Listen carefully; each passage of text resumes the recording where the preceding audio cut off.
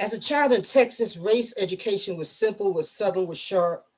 The great Lone Star State sharply placed me in colored schools with colored teachers and colored books and colored knowledge. I shopped in white stores and brought colored clothes, keep the colors loud and bright so they dazzle in the night. No matter where a nigga's bred, they love yellow, orange, and red. I used colored toilets and rode on colored buses home, went to colored churches with colored preachers and prayed to a white God, begged forgiveness for Cain and his sins and his descendants, us lowly colored sinners. And the message was simple, was sharp. There is a place for niggers, but not among good white folk. At home, race education was simple, was subtle, was gleaned by differences. The white man who jumped free fall if in the sky was quietly dismissed. White folks are crazy. The white man who turned somersaults on sports spectacular skis was quietly dismissed. White folks will do anything for money. The white man who shot and killed his wife and children and then himself received a head shake and a sigh and a simple statement, white folks are crazy. And the messages fell into place. White folks went crazy and went to nut houses. Black folks got mad and went to jail.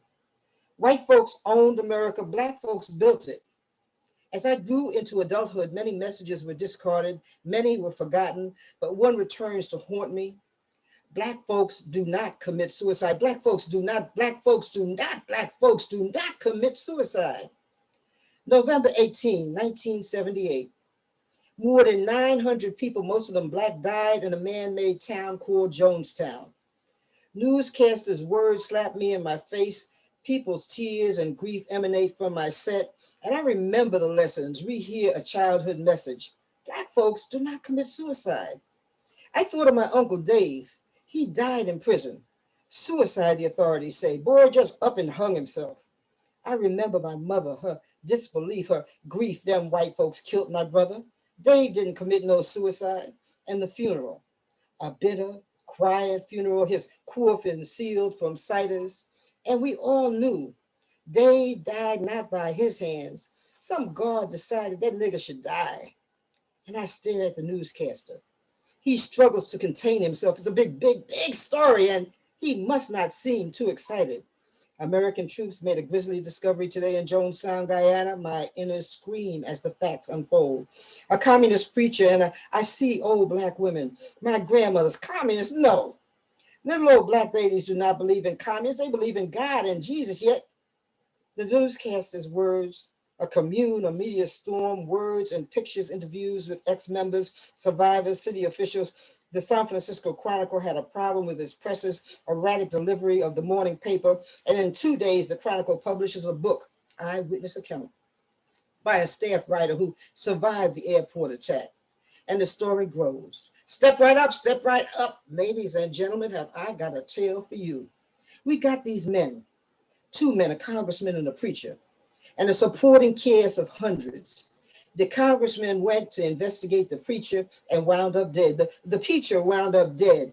The supporting cast wound up dead, and all of the dead are singing to me, black folks do not commit suicide.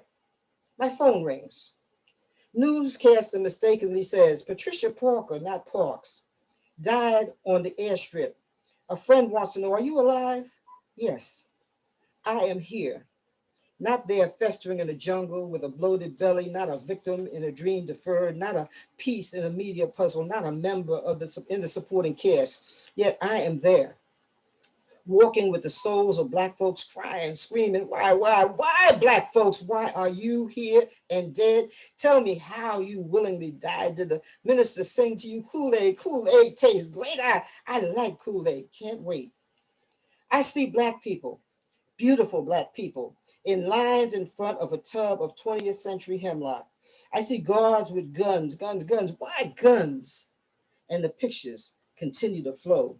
Images of a man, a church man, he cures disease. No, he's a fake hired people, treated liver. He loves God. No, he's a communist. He talks many messages, revolution to the young, God to the old. He believes in the family. No, he destroys the family, fucks the women, fucks the men, and the media continues to tell the tale of an interview with a live one. You were a member of the People's Temple. Yes, I was. Why did you join? Well, I went there a few times and then I stopped going, but Reverend Jones came by my house and asked me why I quit coming. I was really surprised. No one had ever cared that much about me before. No one had ever cared that much about me before. And it came home. The message of my youth came clear. The Black people in Jonestown did not commit suicide. They were murdered. They were murdered in small southern towns. They were murdered in big northern cities. They were murdered at school children. By teachers who didn't care. They were murdered by policemen who didn't care. They were murdered by welfare workers who didn't care. By shopkeepers who didn't care. They were murdered by church people who did not care. They were murdered by politicians who didn't care. They did not die at Jonestown. They went to Jonestown dead, convinced that America and Americans didn't care. They died in the schoolrooms. They died in the streets. They died in the bars. They died in the jails. They died in the churches. They died in the welfare lines. And Jim Jones was not the cause. He was the result of 400 years of not caring.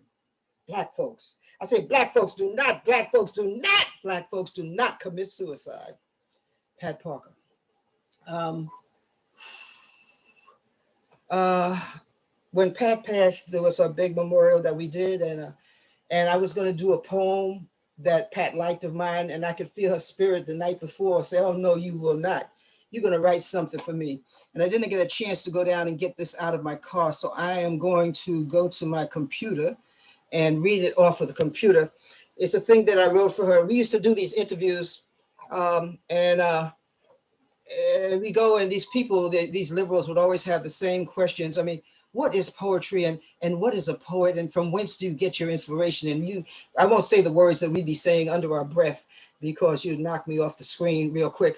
But so this is what the poem is called. What is a poet? Dedicated to my friend and hero, Pat Parker.